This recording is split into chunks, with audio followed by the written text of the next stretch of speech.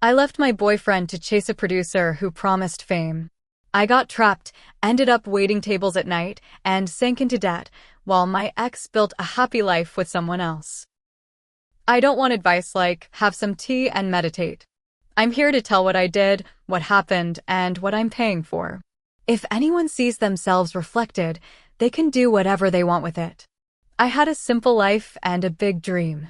Sometimes those two things don't mix, like oil and water. I worked as a cashier in a small supermarket, sang in my room with YouTube videos in the background, and had been dating David since high school. David was stability, a proper guy with big hands and great patience. He could fix a wobbly chair and also anyone's mood. He knew my quirks, how I check twice if the door is locked, how I separate the chickpeas that look weird, how I bite my nails when I'm nervous. I started to nurture the dream in secret, like someone taking care of a difficult plant. I uploaded covers to Instagram with my phone propped up on books, the light from the bulb covered with parchment paper to soften the shadow. Nothing professional, but one day someone who changed the script for me wrote to me. "Marco, you have a very particular voice color," the first message said. "I'm putting together a catalog of emerging artists." "Let's chat," I replied, trembling. A catalog of artists. It sounded big, important. After a couple of voice notes and some calls, he threw terms at me that I didn't yet understand. Soft 360, brand development, synergies. I nodded, even though he wasn't looking at me. The word development hung inside me like an earring. If I didn't do something now, when? At home, David would listen to me talk about Marco and the opportunity. He looked at me with a strange mix of pride and caution. He likes maps, routes, having a clear idea of where things start and where they end. Music isn't a map, it's a sea. "And who is this guy?" he asked one night while I was practicing a song in whispers. "A producer. He works with people who don't have a name yet, like me. He says I have something," I replied. As if those 4 words were a sufficient suitcase. "Everyone says that when they want to sell you something," he said calmly. "What is he offering you that's concrete?" "Mentorships, studio, contacts." He sent me demos of other girls he works with. "There's one who's already on medium-sized playlists." "I don't know, David. I feel like it's now or never." There was silence. David touched my hand. He had that habit. Before giving advice, he would touch my hand and breathe. "I don't want to be a brake on anything of yours," he said. "Just promise me that everything is done on clear paperwork. No money up front if there's no reviewed contract. If you want, I can look at the document. I'll review it with a lawyer friend from university." I nodded. Promises. The road to the place where one gets lost is paved with them. I met Marco in a cafe that smelled of sweet bread. The first impression was one of feigned confidence, a shiny watch, white sneakers, a beard trimmed to the millimeter. He spoke with the speed of those who are used to selling, even if it was just air. He recorded an improvised demo of me with his portable audio interface. He wrapped me in phrases that get under your skin. "You lack direction, not talent. The industry loves voices like yours when they know where they're going." Then came the contract. 8 pages of dense print. Soft 360 means the developer gets a piece of everything: music, image, performances, even collaborations with brands if they ever exist. Reimbursable advance. I didn't fully understand it, but it sounded like an investment in my favor. Marco spoke of sowing and reaping. I repeated what he told me. "It's an advance to produce. It gets paid back with my future earnings," I explained to David that night. "And what if there are no earnings?" he asked. "Then it doesn't get paid back, I guess." Marco believes in me. Besides, he wouldn't lose that much. "It's a small advance." I lied without fully knowing it. The truth is I had already signed. Marco insisted that we not lose momentum, that trains don't wait. And I got on without a return ticket. David clenched his jaw. "You signed without us reading it together." The disappointment didn't sound loud, it sounded heavy. "I didn't want to seem indecisive," I replied, feeling small. "Indecision doesn't protect you or sink you. Haste does," he said, more to himself. We slept with our backs to each other. Not even the sheet brought us together. The rehearsals began in a small studio where the air smelled of cables and reheated coffee. Marco was attentive at first. "I promise," He would give me references. Listen to how she bites this consonant. Notice the whisper here. Create a trademark in that vibrato. I finally felt like I was inside a world I had only seen through windows. Over the days, he began to cross that slippery line between professional and personal, comments on my clothes, suggestions on how to sell better, the hand on my shoulder that stayed a little longer than necessary. I, with my self-esteem inflated by promises, let myself be read like an open book. With David, things got tense. The studio was far away, the rehearsals had no set hours, and Marco would send messages at all hours, even in the middle of the night. I have an idea. Send me an audio of you singing that line in falsetto. David didn't complain right away. He accumulated reasons, like someone collecting water in a dam until it can no longer be held back. The dam broke on a Friday night. I arrived late, smelling of the studio and sleeplessness. David was sitting at the dining room table with his phone in his hand. "Who calls you star at 3 in the morning?" he asked in a low voice, holding up the phone. Marco, of course. Message chains, audios with private laughs, a photo of me in the studio with Marco's shoulder peeking in. I was speechless for a few seconds. I chose the easy path, the half-truth. It's work. Marco believes in me and I need someone to push me. You're the complete opposite. You always doubt. It wasn't true. David didn't doubt me, he doubted the shortcuts. Is this work? He played an audio of me singing a sensual line within like this at the end that sounded more intimate than it was. My ears burned. David, don't exaggerate, I said. You and I come from a neighborhood where people get married and that's it. I don't want that's it. I want more. More than what? More than us, he asked, finally fixing his gaze on me. I'll go with you anywhere, but don't ask me to applaud something that smells like something else. Silence. I saw myself from the outside. Me, with a mental suitcase packed, ready to run. I said words that still haunt me. I don't want you to be my dead weight. I don't want to blame you in 5 years for not leaving when I had to. Then leave, he said without shouting, without drama. And that austerity hurt more than a slammed door. I packed in 2 hours. I left a glass with toothbrushes, a plant I forgot to water, an old charger. I left, above all, a man who had seen my worst and my few best days. I left with Marco's phrase thundering in my ear, "The brave one is the one who jumps." I didn't just leave with a contract, I left with a course faith. At first, everything seemed to confirm that faith pays off. Photos in studios with wooden panels, videos of sessions with guitarists who talked about pedals as if they were pets, stories tagged with Marco's username. I posted behind the scenes. My followers grew a little. I started to believe the algorithm believed in me too. The first real performance was in a bar that smelled of beer spilled 3 weekends ago. Marco sold it as a key exposure. They paid me with drink vouchers and a "we'll give you the mic" at the end. I sang 3 songs, 2 of mine, one of Amy's that I butchered with love and nerves. Nobody shouted my name. A guy at the bar asked them to turn the music down so he could talk to a girl. Even so, I left with flushed cheeks. A stage is a stage, I repeated to myself like a mantra. Marco hugged me on the sidewalk with that hug that was no longer professional. I didn't push him away. It was the first night I wouldn't be going back to the house that had been mine with David. I let myself be taken to someone else's. I won't go into details, it's not necessary. I'll delete the phrase that crossed my mind, "Don't look back." Not out of modesty, but because replacing it with silence is more just. I was unfaithful, even if we had already broken up in words. I was unfaithful in the process. I was unfaithful before completely closing my door. I was unfaithful in conversations that were had with fingers on a screen and not with a mouth, but they count. Sometimes the line between "we still are" and "we're not anymore" is an excuse to turn a desire into a lie.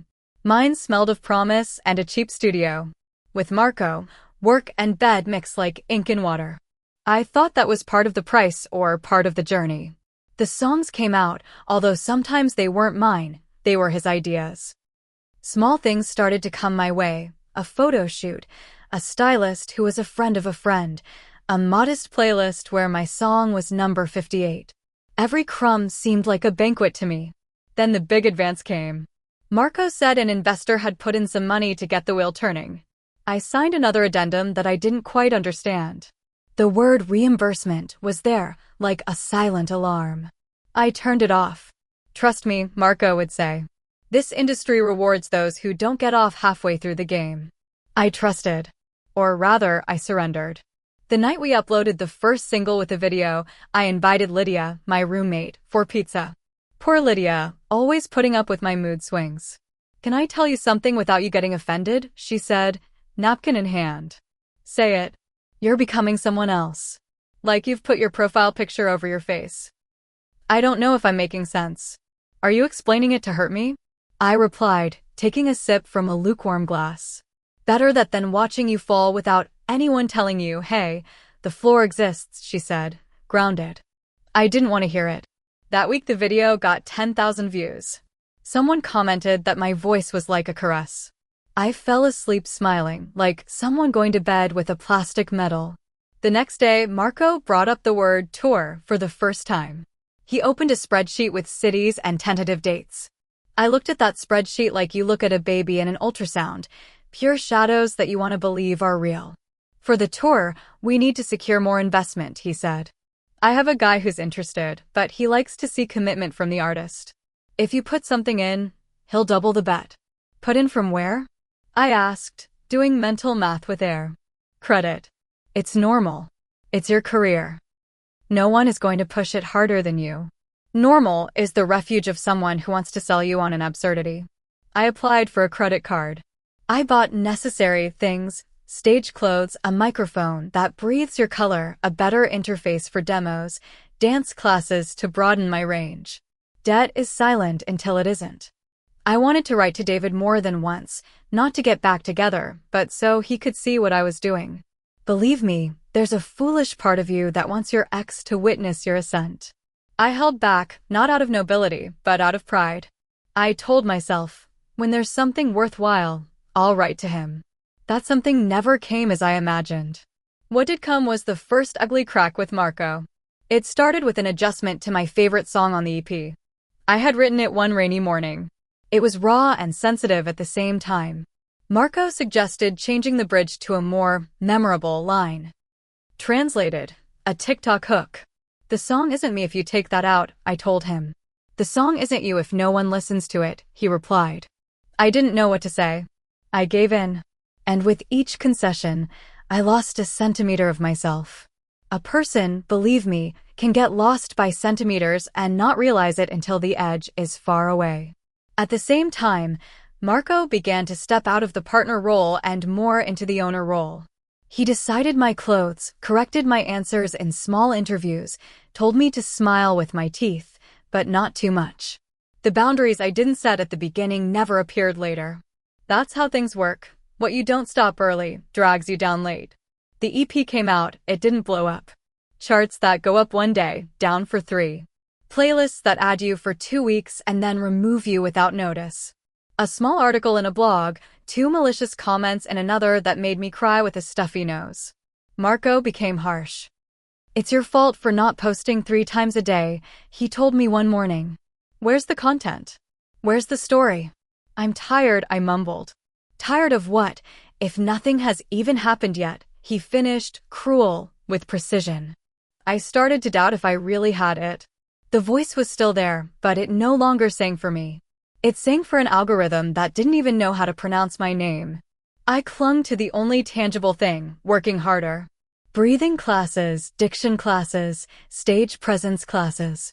My body asked for a break and I turned up the volume on my demands to drown it out. Meanwhile, David disappeared from my social media. I blocked him one day when I caught myself stalking him. I didn't want to see if he was doing okay while I was struggling to stay afloat in a fishbowl. The fall wasn't a fall, it was a ramp with little friction. One expense ate another. A promise of a show turned into, we'll put you down for the next one. Marco became a shadow when the investor cooled off.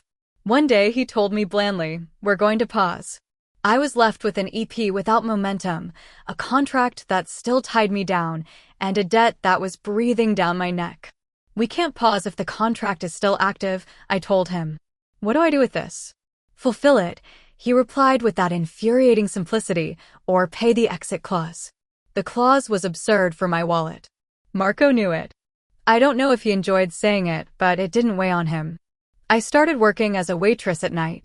The brand name Mike became an ornament on the shelf. I paused the classes until further notice.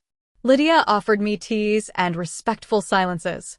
I became what I swore I would never be, a tired person who let her dream dry up without even a final scream. The night I hit rock bottom during that period was a Tuesday with few people in the bar. While serving beers and fajitas, they asked me to go up and sing something to lift the mood. I went up empty-handed.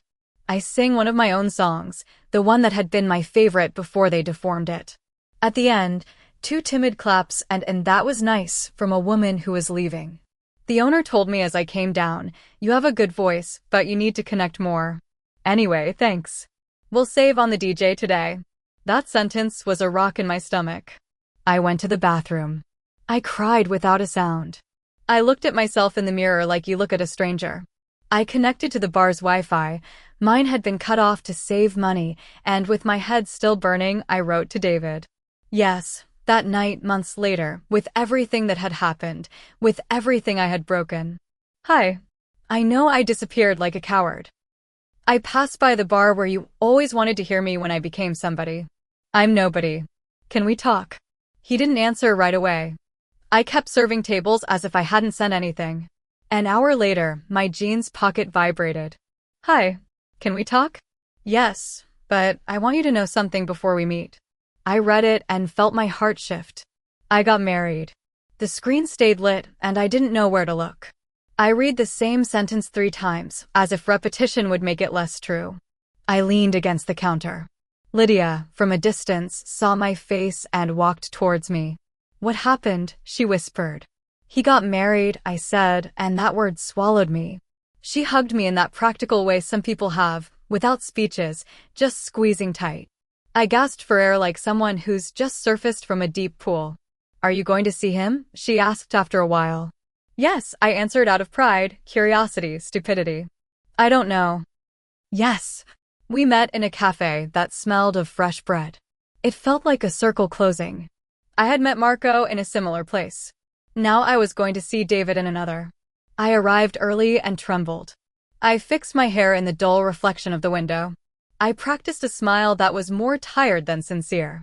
David walked in with the same gait, firm but unhurried. Thinner, paler. He wore a discreet wedding band that shone when he raised his hand to say hello. Hi, he said in a clean voice, with no apparent resentment. Hi, I replied, and felt that any word that followed would sound out of place. He sat down. We looked at each other for a few seconds.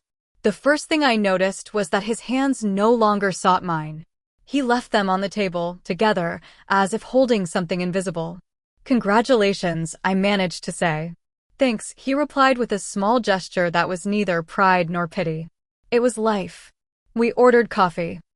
I stirred mine without sugar, as if it gave me something to do. I wanted to prepare a speech. I'm sorry. I never wanted to hurt you. I was wrong. I'm in debt to myself and to. It didn't come out. I said what came out. I'm not here to ask you to get back together. A white lie. Because a part of me did want that. I'm here to apologize.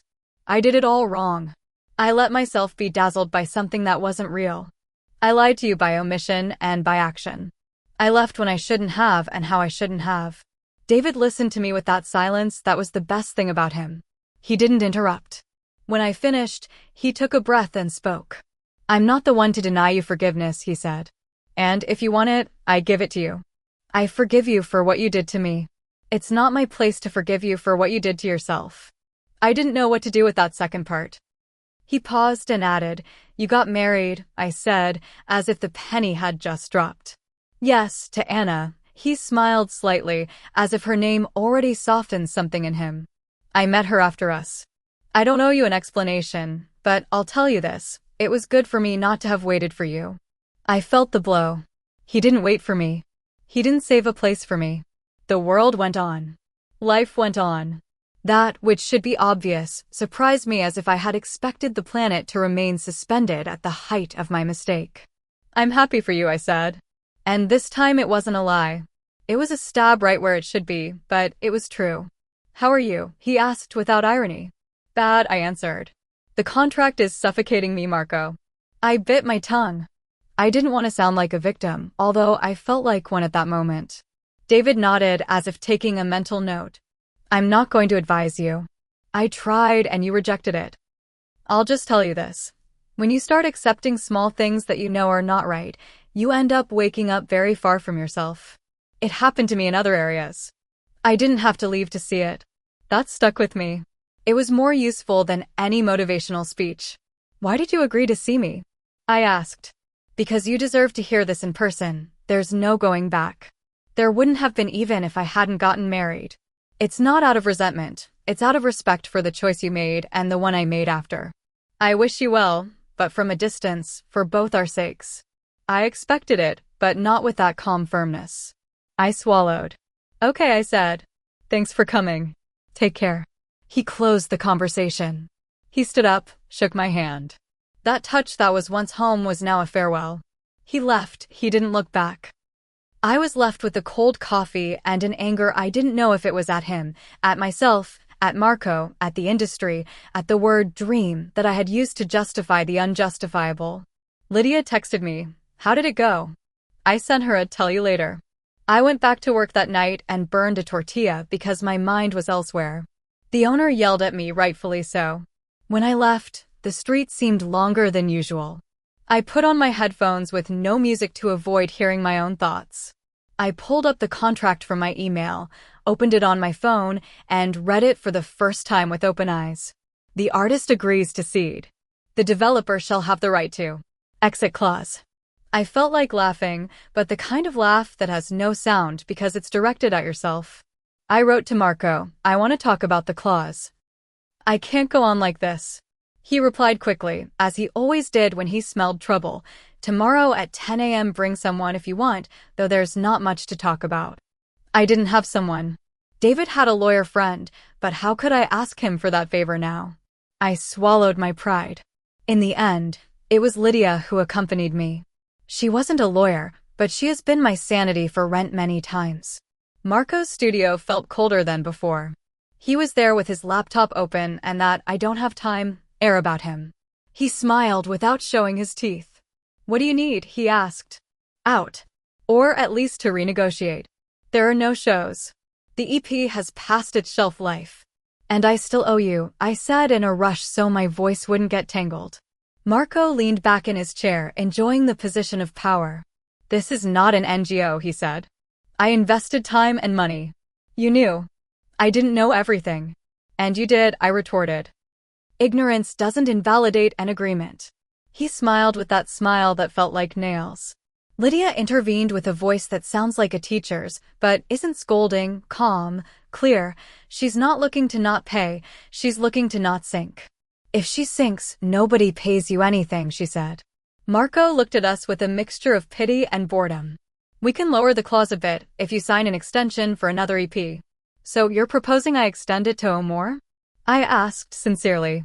To develop you more. If this first round didn't work, we double down. I saw the trap instantly. Doubling down was really about tying me down, making me feel guilty, and in the process, ensuring he'd get a percentage of anything I did on my own. I said I'd think about it. We left. That man is not going to let you go, Lydia said as we walked. No, not if I don't let him go first, I replied as if those words were enough. They aren't. That night, in bed, I opened David's profile out of curiosity. He had blocked me. I knew it from the nothingness. A clean nothingness, without resentment. We simply weren't. That absence commanded something in me. If I was going to get out, I had to get out without using him as an emotional ladder. I had spent too much time building excuses and shortcuts. It was over. The next month was a catalog of useful humiliations. I went for free legal advice. They gave me a list of obvious things. Don't sign without reviewing, don't mix personal and professional matters, don't accept advances with reimbursement clauses if there are no real earnings. I learned late. I tried to negotiate with Marco in writing. He replied, CCNG a cold email address at Studios Marco. The company's position is clear. I started to stop answering his calls outside of business hours. That which seemed small was reclaiming a centimeter. I worked more hours at the bar. I quit my classes. My voice, which had been my North Star, became a tool to pay bills. There's a special kind of sadness in singing happy birthday to a table that isn't looking at you and then going to the bathroom to splash cold water on your face to go back out with the tray. One afternoon, while carrying boxes to the storeroom, I saw a couple laughing at a table, sharing a dessert.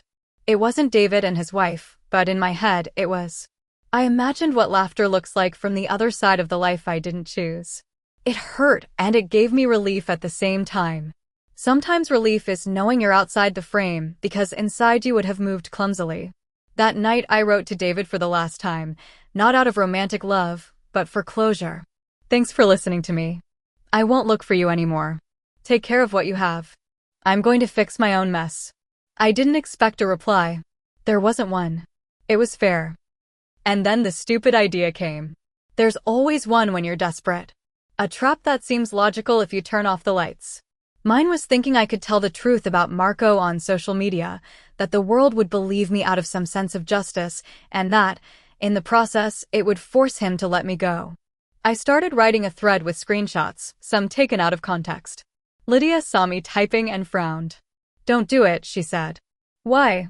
I asked with the arrogance of someone who's ready to hit publish. Because it's not an act of bravery, it's an act of revenge. And if you lie by a centimeter or imply something that isn't there, they'll come down on you. Do it right or don't do it at all. What is right? I said, exasperated. A formal complaint if there's something to complain about. Get advice. And if not, negotiate or pay. But don't build a bonfire just to warm yourself for 2 minutes. I ignored her. I published it. The thread didn't go viral, but it got enough attention to cause me problems. 2 messages saying something similar happened to me, 5 saying I don't believe you, and 1 from a lawyer from Marco's studio asking for a retraction to avoid legal action. I deleted it out of fear. Marco, in response, sent me a formal letter reminding me of the clauses and warning that if it happened again, legal mechanisms would be activated. I slept with a well-deserved tachycardia. That week I received an email that would turn the story completely around, but not in the way I expected. It wasn't from Marco, it was from Anna. The subject line read, "Let's talk." I opened it with the feeling of opening the wrong door. Hi, I'm Anna. I know you saw David. He told me without details, but enough. You don't owe me anything, but I want to propose something that I think will benefit us all. If you're interested, let's talk at a cafe. No shouting, no drama, just clarity. Hey. I stood there with my phone in my hand, feeling the texture of the floor change. Lydia found me reading the same thing for the 3rd time. Who is she asked, glancing over. Anna, I said. The wife. Her eyes widened. What does she want? She says, clarity. Be careful, she warned. A wounded pride can be worse than a bad contract. My pride has been mushy for a while now, I replied. I'll go. After all, what more can I lose? I didn't yet know that this conversation would start a domino effect that, one by one, would knock down all my pieces, not as a punishment from the universe, but as the exact consequence of every weak decision. Anna chose a table by the window. She had the presence of someone who doesn't need to raise her voice to be heard, a dark sweater, her hair tied back effortlessly, a small notebook, and a pen that wasn't for show. It looked worn. Thanks for coming, she said. Thanks for writing, I replied and sat down carefully, as if the chair had a memory. There was no beating around the bush. Good. Beating around the bush is the passport to self-excuse. I know talking to the wife sounds like a trap, she began. It's not. David told me you came, and that you were clear. I'm not here to humiliate you or to compete. I'm here for something practical. I'm listening, I said, gripping the mug from below so the heat would stop me from trembling. I work in compliance at a financial institution, she said plainly. And as fate would have it, I saw your name. I shouldn't have told you so directly, but I prefer we talk with all the cards on the table. Your credit, and that of 2 other girls who also work with Marco, are packaged in an operation that smells bad. Nothing illegal at first glance. Ugly, yes. And if that will stop turning, it's going to fall on you. You first. I drew a blank for a second. What do you mean packaged? I asked, knowing I lacked the language to understand the move. He presented his reimbursable advances as future assets, she explained, unpretentiously drawing 2 boxes and arrows. He used them to get liquidity. If your songs didn't perform, the debt still falls. But now you don't just owe him, you owe a third party who doesn't know you and who knows how to squeeze. The word squeeze lodged itself between my collarbones. And why are you telling me this? I heard myself say, defensive. Pride is a bad habit. Anna held my gaze. There was no hatred, there was hygiene. Because I don't want David to end up splashed by any of your mess. Not out of hatred, but to protect what we're building. And because, if you act, maybe he won't have to either. I can't promise you a rescue. I can promise you information and a legal path that, although painful, is better than a blind disaster. I closed my eyes for a second. You say act. What would acting be? I said. 3 things, she counted on her fingers. 1. Stop publishing ambiguous things that gives him ammunition. 2. Build a serious file with contracts, messages, schedules, tasks, payments, dates, without embellishments. 3. If there was harassment, insinuations, pressure, you say it. You prove it and sign a statement. That works for 2 avenues, the regulatory one and the civil one. It won't be without cost, but at least the cost will be what it should be. I swallowed. I don't know if it was fear or relief or both. I looked at my phone, the unread notifications, the payment reminders. I looked up. Why would you help me? I asked awkwardly. Because I know what it's like to watch someone you love fade away because of someone else's decision, she said. And there, for the first time, I saw a small, human tremor. I'm not telling you this to make you feel guilty. I'm telling you so you don't cover up what you can still fix. And she also added, cold but fair, because if you go down badly, the narrative will lead you to knock on our door again, directly or indirectly. I prefer to prevent that. It wasn't a threat, it was a declaration of self-protection. I found it dignified. I don't expect you to like me, I said, or to forgive me, but I will do what you say. Anna nodded, opened her notebook, tore out a page, and wrote down names. A legal clinic that handled cases of abusive contracts in creative industries, a copyright lawyer. An email for an investigative unit that filed complaints about dubious financial schemes. No heroes, just addresses and phone numbers. Keep it, she said. And please, don't put me in your posts. I don't want to be a supporting character in your story. I already have my own. I smiled a small smile. I had been, unintentionally, a key antagonist. I owe you something, I said. You don't owe me anything, she replied. Just do the right thing. And if it helps, I'll tell you this as a woman, not as David's wife.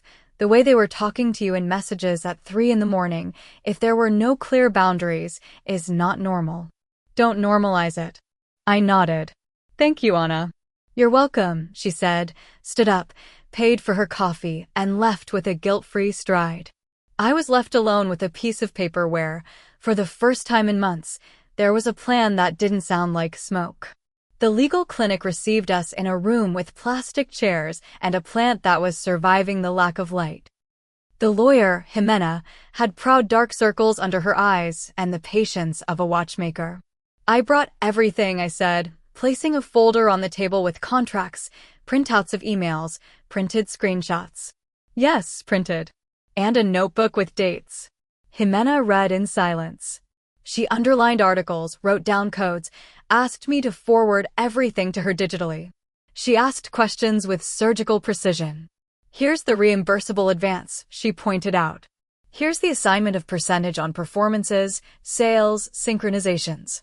Here's the confidentiality clause that you already blew with that post. He can use it.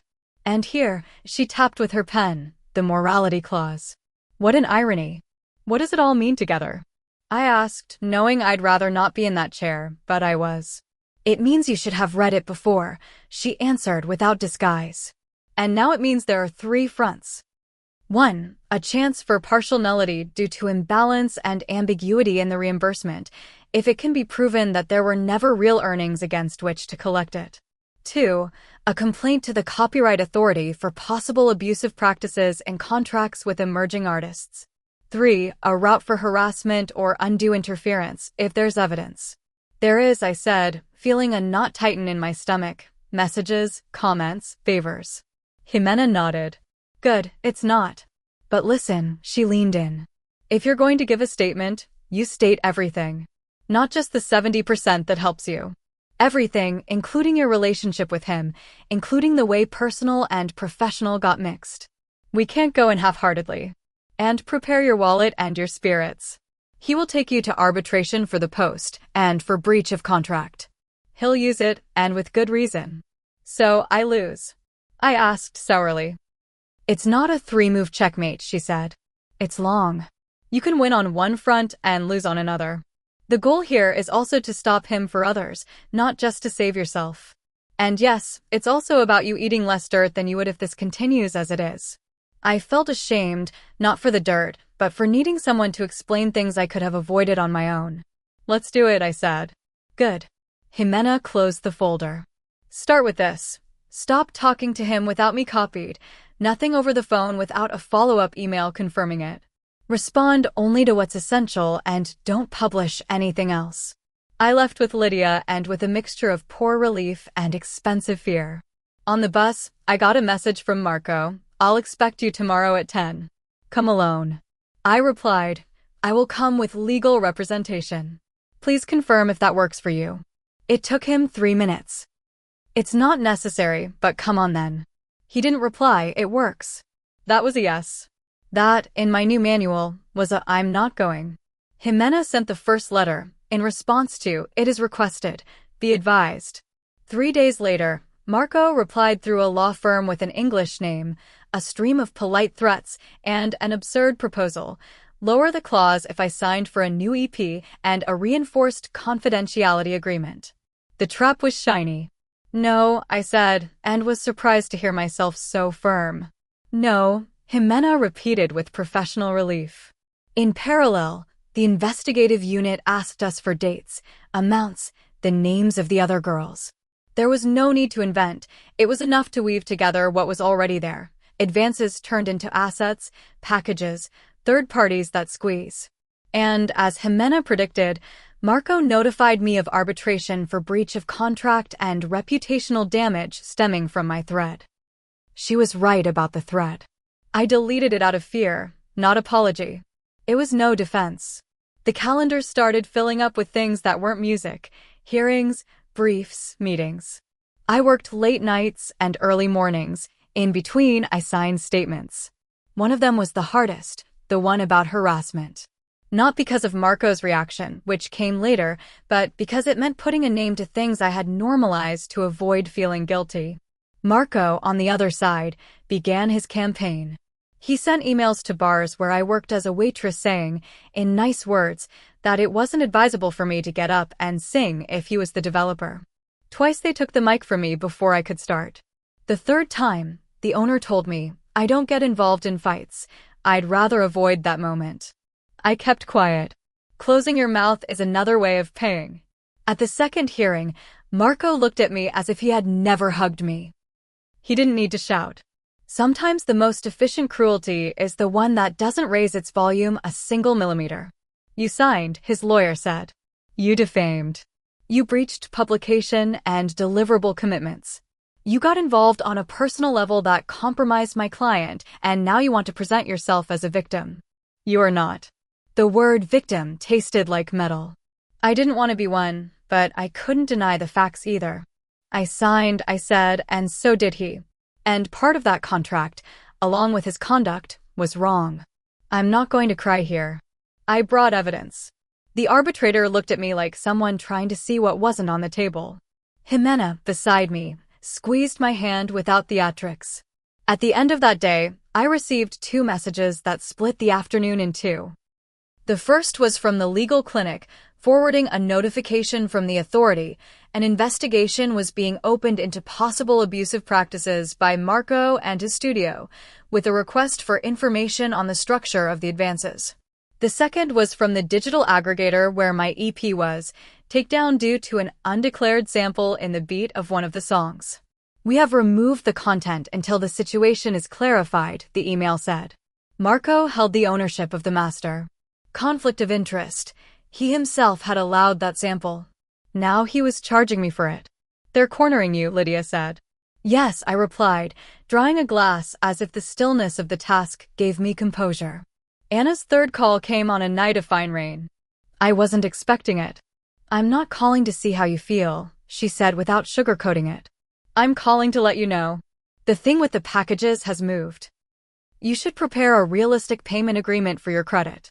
If you fall into default, you'll feel what it's like to get 6 calls a day. And I don't want a hello to David asking for help when it happens. Get ready. I understand, I said. There was no room for reproach. There were consequences. I sent you the contact of a personal finance advisor, she added. She's going to tell you obvious things that hurt, sell equipment, move to a cheaper place, cut back on everything. Do it now, not when it's too late. I've been through it in a different way, that's why I insist. I didn't know whether to thank her or cry. I did the former. Thanks, I said. And a piece of unsolicited advice, she added. Don't use the clinic or Jimena to ask them to get you poetic justice. Get truth in due process. That pays off. The other thing passes and leaves you hungry. I know. I half lied. I wanted justice that was loud, that made noise, that kicked up dust. I had to accept a silent one. I sold the microphone that breathed my color, the interface, and a pair of sneakers that feigned success. I changed rooms, from the room with a window facing the street to a smaller one facing a courtyard. Lydia hugged me tight on the day of the small move. We have fewer things, but less weight, she said. Yes, I replied. And fewer lies to carry. The bar gave me one more shift. The owner no longer let me get up to sing. He thought it was getting involved in fights. I understood. He wasn't obligated to support my story. Jimena got me a conciliation hearing with the addition that if Marco dropped the exit clause and returned the advances turned assets to his name, I would commit to paying my credit with a sensible plan and permanently retract any publication about him. There was no victory, there was damage control. Marco arrived with a new shirt and an old smile. I'll offer you a way out if you sign that everything was professional, that there was nothing improper, he proposed. Clean slate for both of us. Jimena closed her notebook as if saving and not yet. No, I said. I'm not going to lie. Then nothing, he replied. See you at the decision. We saw each other. And the decision felt like things you know are going to fall, but they still hurt.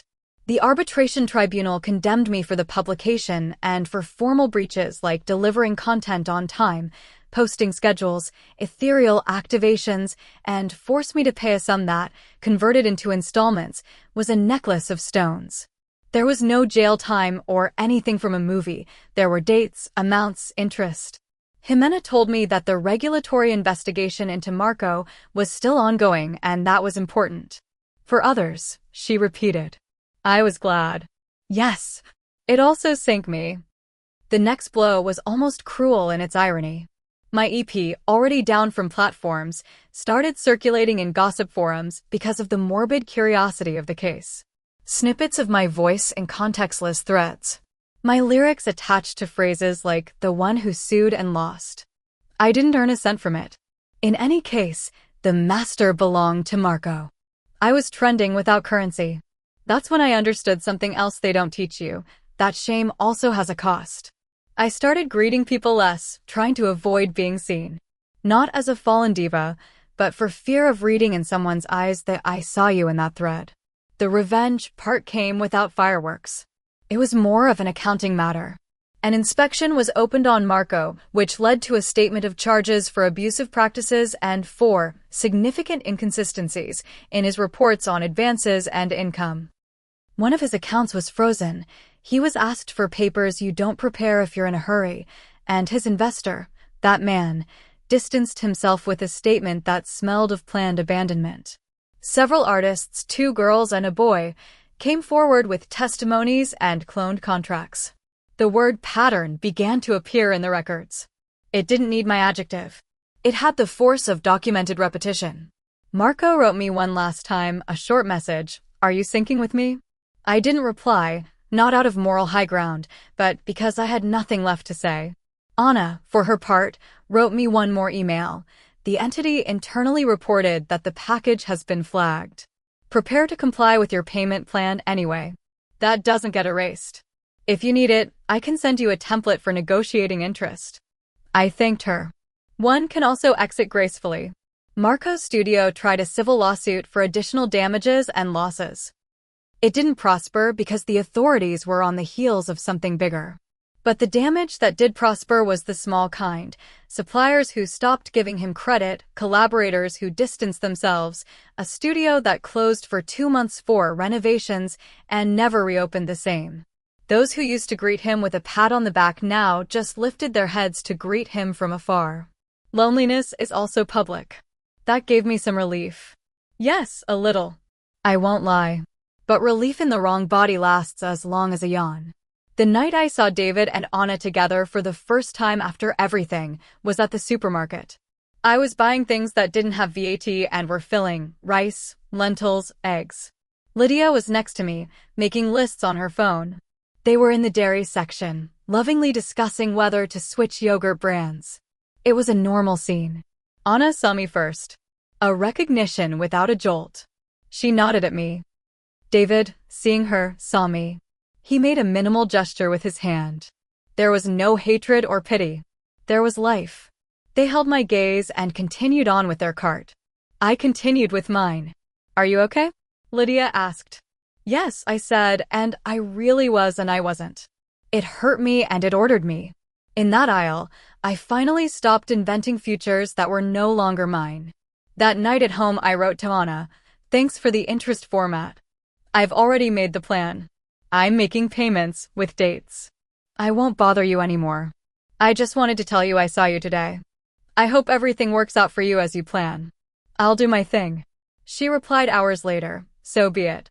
I fell asleep without clenching my jaw for the first time in weeks. Sometimes you want to close with a symbolic scene, the letter that changes everything, the act of justice that balances the world, the applause that redeems. Mine didn't close like that. It closed with another move to a cheaper room in another area, with a cordial greeting to the owner of the bar who no longer gave me the mic, with a payment plan taped to the wall, with a folder stored at the bottom of a drawer with the contract and the ruling that condemned me to pay for my own foolishness, with a list of numbers never to call again, and with a calendar free of hearings after months of hearings. And with my voice, because here comes another part that hurts to tell. I stopped singing for a while, not because I was forbidden, but out of shame. I would open my mouth and a voice that seemed like someone else's would come out. Jimena had offered me a contact for a coach to rebuild the relationship with the instrument. I left it there, noted down. I didn't want to touch anything that sounded like the industry anymore. I started working in a call center in the afternoons. Fixed hours, bad pay, but predictable. Predictability, for someone who got on trains without a ticket, is surprisingly peaceful. Marco, months later, announced his indefinite pause in a statement. The words were the ones everyone uses: rethinking, new paths, we thank the community. He didn't say investigation, package, advance. The authority imposed a medium-sized sanction on him, not the kind that makes headlines, but one that hurts on paper and in the bank balance. His studio downsized. He had to sell equipment. I knew because some of that inventory appeared on secondhand platforms and I recognized brands in poorly framed photos. It didn't make me happy, nor did it make me sad. It was like watching it rain from a distance. I was left paying. I was left being the one who was unfaithful and didn't achieve her dream. I'm left telling this here because someone once told me, the same day I wanted to be trending for jokes, that honest stories are useful. If it's useful to anyone, they can use this however they want, to attack me or to protect themselves. For me, it serves as an inventory of the centimeters I gave up and can no longer recover. I never wrote to David again. Nor to Anna. Sometimes I see them from afar, coming out of a movie theater. They bring me back to sanity. There are lives that go on without my drama.